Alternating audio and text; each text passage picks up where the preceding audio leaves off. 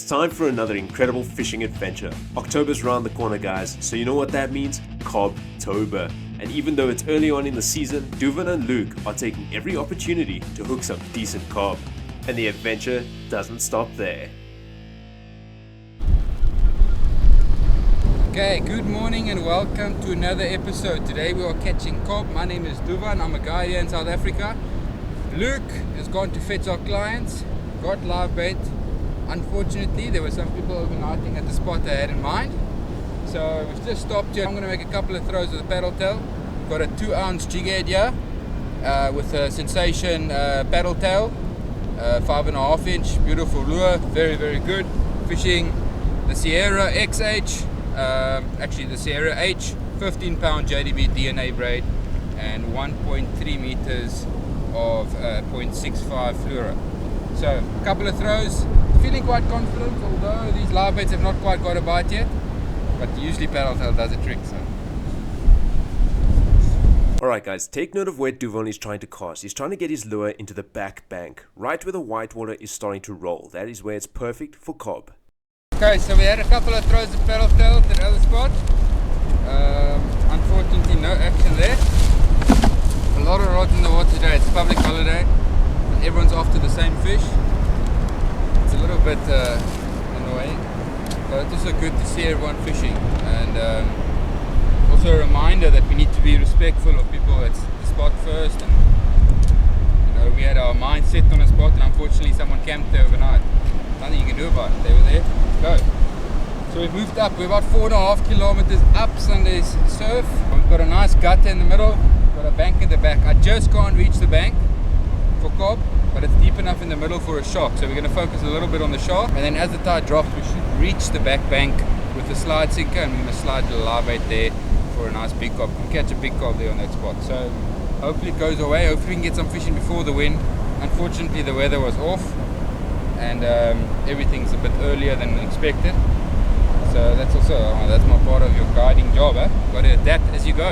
Okay, so I just prepared our cob trace quickly. I'll wait. I'm going to slide it on my Gold Evo rod here. It's a medium heavy, 4 to 6 ounce. I really enjoy these Sensation Kendalls. Really, really sharp hook, very affordable, very nice. And then I like to pair that with a circle on top. So I don't like to fish double J's in case you hurt the fish. But I've noticed if you fish single circle, you often miss the cob, especially the smaller ones.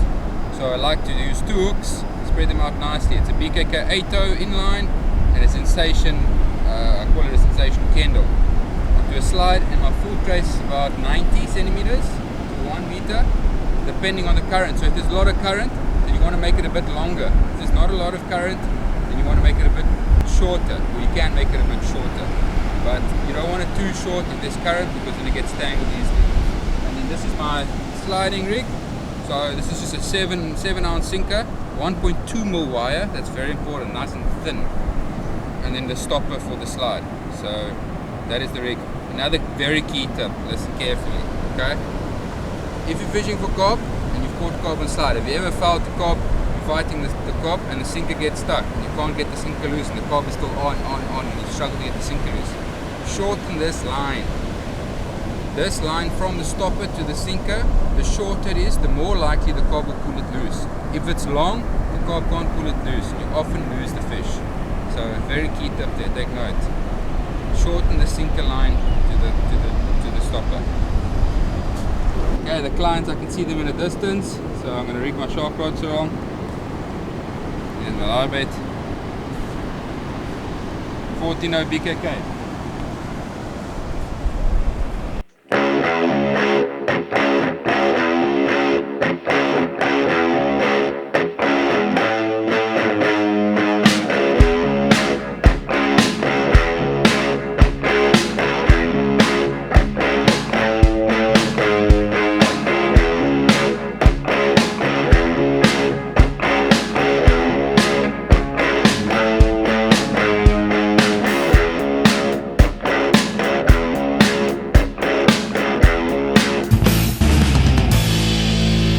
That sliding technique, cast that sinker as far as you can. It's actually developed many years ago.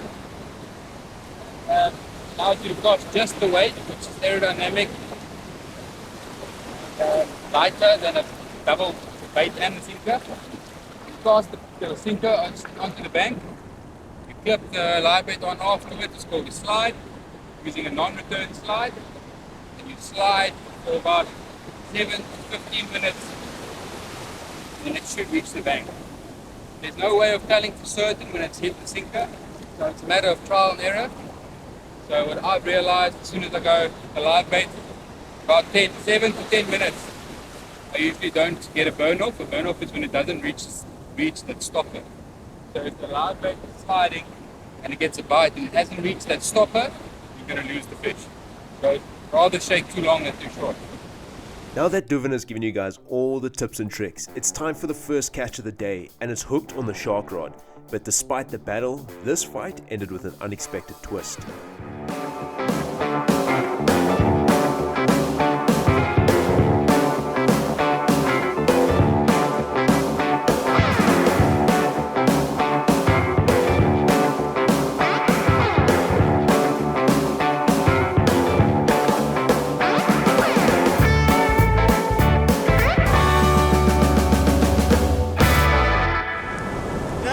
On the full metal, guys. Look at that in the mouth. Stunning. Now Garrick is certainly an unexpected catch with a shark rod, but they are opportunistic hunters, and this one clearly took advantage of the live bait. But regardless of that, it's still an excellent catch, and Duvan, who's a big fan of responsible fishing, is going to tag this one before we release it. Okay guys, I've taken the mullet that just caught the Garrick now. I've taken him, I've flapped him now, I've chopped him up, I give it a ball bait. Send it back into the deep water there and hopefully pick up a raggy on the dead bait instead of a live bait. So we'll see how that goes. Okay, so we put out, after we caught that Garrick, we threw the same spot for Garrick this time. Then the shark picked us up. We decided to stick through for the edibles. I think we're on with another Garrick. Another cob as well, or young cob. But it's a bite nonetheless. Let's see how many fish we can get before this wind comes.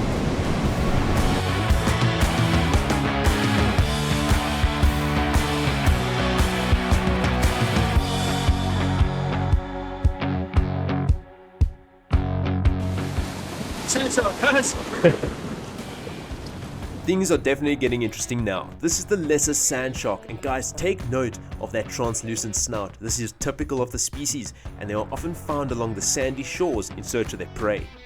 So let's put him back in the surf and cast out a new line, because guys, it's still time for us to catch some decent sized carp. Okay guys, put out a larvae, hopefully for cob or Garrick, on what seems to be quite a nice fish here. Seems like it's a cob. It's taking a bit of line to give it some nice head shakes. So yeah, keep you posted.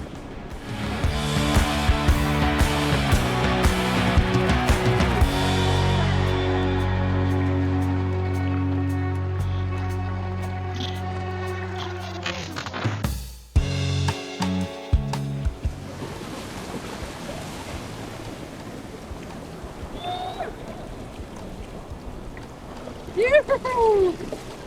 Lovely little cobby. That's it guys, first cob of the day. This might not be a massive one, but it's still a decent size and an excellent first cob of the season. That was the targeted species, a nice cob, caballeo. It's about 8 kilo fish. Luke, what's the measurement? 92. It's 92 centimeters. A little bit big. We prefer to keep them under 90 centimeters. But they did give me a heads up. They said they really wanted to keep one cob for the farm tonight. They've got a lot of guests. So they're going to braai this cob. And whichever else we catch, we're putting back. But a beautiful fish. Nice little fight on the light tackle. Got the Horizon 5 here. Beautiful rod. Fishing 15-pound JDB Ultra Tough on a twin power. It's been through its paces, as you can see. But yeah, lovely, lovely fight. And it obviously ate that live bait that Luke threw. After their first cob, Duvan was quick to get the sliding rig back in the water. Sliding rigs are one of the most effective ways to hook cob. And not even 10 minutes later, the sliding rig proved to be successful.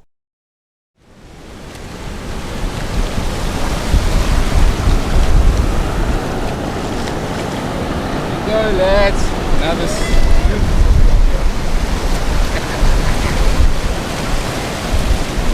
Yes, man. You know what they say, guys, two to make it true. Time to tag this guy, take some pics, and release him back in the water. If you're an avid fisherman, then be sure to head over to duvansfishingcharters.com. The link will be in the description.